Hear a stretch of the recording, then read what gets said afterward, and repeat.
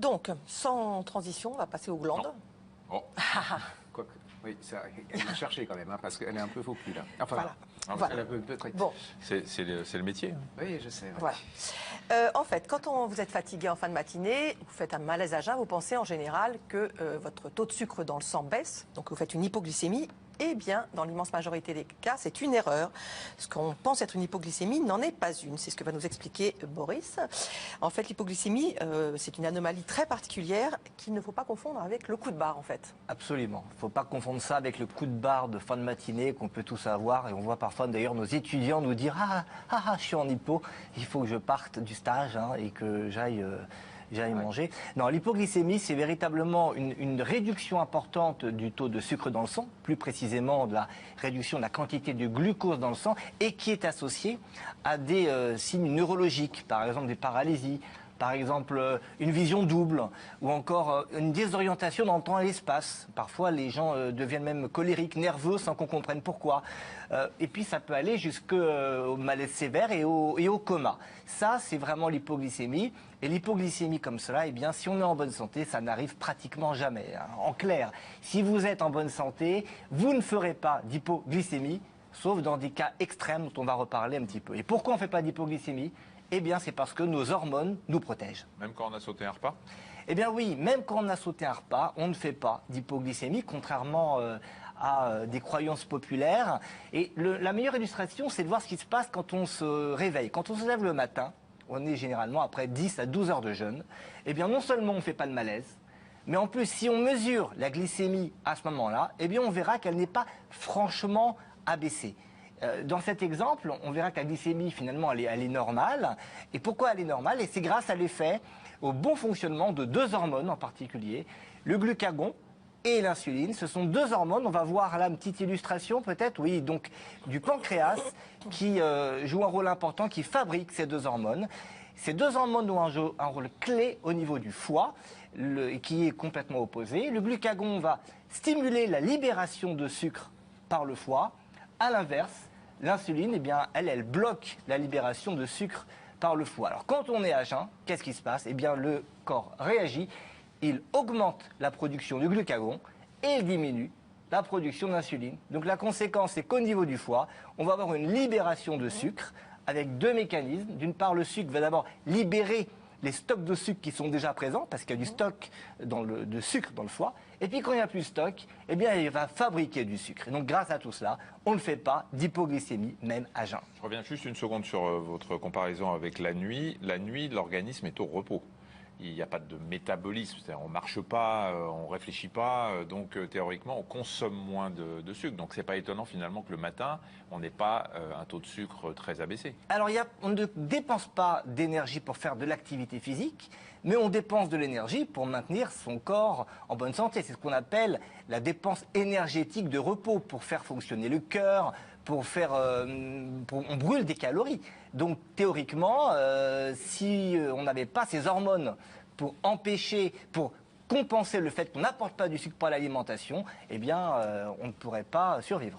Alors là, vous venez de parler du fonctionnement hormonal chez les personnes en bonne santé, mais quand on est diabétique, là, on se dit qu'on peut faire des hypoglycémies. Alors vous avez raison, les diabétiques font des hypoglycémies. Mais attention, ce n'est pas à cause du diabète lui-même, c'est à cause du traitement du diabète que l'on donne donc pour faire baisser la glycémie. Et en premier lieu, à cause de l'insuline, parce que quand on a des doses trop importantes d'insuline, donc pour un diabétique, eh bien là, il va y avoir une chute de la glycémie. Un autre type de médicament, c'est ces médicaments qui font sécréter de l'insuline par le pancréas, donc on prend en comprimé. Et là encore, si le diabétique a une dose trop importante de ces médicaments, eh bien ça fait chuter la glycémie avec des hypoglycémies qui se manifestent par des malaises plus ou moins sévères. Alors on peut aussi, si on laisse le diabète de côté, sur une personne qui est en bonne santé, on peut faire des excès de sécrétion d'insuline qui font là aussi baisser le taux de glycémie. Alors ça peut arriver de manière pathologique, mais c'est complètement exceptionnel. Et c'est lié à des tumeurs, donc très rares, des tumeurs du pancréas qu'on appelle les insulinomes. Et comme leur nom l'indique, eh bien, ce sont des tumeurs qui fabriquent de l'insuline. Elles en fabriquent en excès et de manière complètement anarchique. on peut se retrouver avec une sécrétion d'insuline très importante alors qu'on est à jeun et qu'évidemment on n'a pas besoin. Et là, on va faire des hypoglycémies, des malaises qui sont généralement sévères et qui peuvent vraiment aller jusqu'au coma. Puis on va parler des aliments qui provoquent des décharges d'insuline. C'est assez récent qu'on parle de l'index glycémique des aliments. On en parle beaucoup maintenant. C'est ça un peu le principe. Absolument. L'index glycémique, c'est quoi? C'est la capacité d'un aliment à faire monter la glycémie. Et quand on fait monter la glycémie avec certains aliments, eh bien, ça entraîne des décharges d'insuline. Et c'est vrai qu'il y a certains aliments qui font monter plus que d'autres le taux d'insuline dans le sang, avec donc théoriquement ce qu'on dit un risque d'hypoglycémie. C'est par exemple le cas du pain blanc. Le pain blanc qui a un index glycémique élevé, il fait monter la glycémie à un niveau assez élevé et de façon assez prolongée, eh bien ça occasionne une augmentation de la sécrétion d'insuline assez importante chez certaines personnes. Ça peut être tellement important et tellement prolongé que ça peut se manifester par une tendance à l'hypoglycémie. Alors tendance parce que ça ne va jamais aller jusqu'à l'hypoglycémie sévère ni jusqu'au coma. Donc on peut avoir certains symptômes, mais jamais donc les formes sévères d'hypoglycémie. Pourquoi? Parce que dès que l'insuline est sécrétée en excès, eh bien, tout de suite le corps réagit en fabriquant des hormones qui vont contrer cet effet de l'insuline. En premier lieu, il y a le glucagon, on en a déjà parlé. Et puis il y a aussi les hormones de stress. Ce sont des hormones comme l'adrénaline qui également font remonter la glycémie quand la tendance est à la baisse. Et ces hormones de stress, on connaît les symptômes qu'elles occasionnent quand on en a trop. C'est quand on est stressé, on a des sueurs, des palpitations, des tremblements. Et c'est exactement les symptômes qu'on va avoir dans ces tendances à l'hypoglycémie, mais qui n'iront pas jusqu'aux signes neurologiques. Et on appelle ça des hypoglycémies fonctionnelles ou réactionnelles, parce qu'elles ne surviennent jamais à jeun. Elles surviennent 3 à 4 heures après la prise d'aliments sucrés qui les provoque. Alors, comme on veut absolument qu'il y ait quand même la possibilité pour tout un chacun de faire une hypoglycémie, même quand on est en bonne santé, ça existe dans les cas extrêmes. Ça existe dans des cas extrêmes. Premier cas, l'ivresse, mais en fait, ce n'est pas l'ivresse simple, c'est le coma alcoolique. Alors, peut-être vous le savez, enfin, vous ne le savez pas. On n'a pas testé, mais... Non, Boris, déjà, là, il y a une chose qui est très très claire ici, on sait tout. Oui. Je veux dire, avec Marina, il n'y a rien qu'on ne sache pas. C'est le principe de base. À titre personnel. Oui. Donc, si vous avez expérimenté le coma éthylique... Ah, là, c'est autre chose. Ah, c'était ce que je voulais dire. En termes de connaissances. Ah non, expérimental. Personnellement, je n'ai pas cette expérience. Non, moi non plus. L'avez-vous eu. Donc, dans le cas du coma éthylique, on sait qu'il y a un risque d'hypoglycémie. Voilà pourquoi ceux qui ont vraiment beaucoup bu, il y a un risque. On surveille d'ailleurs leur glycémie quand ils vont aux urgences ou quand on les amène aux urgences. Deuxième cas qui peut-être vous concerne davantage, c'est l'exercice physique intense et prolongé. Certes. Et là...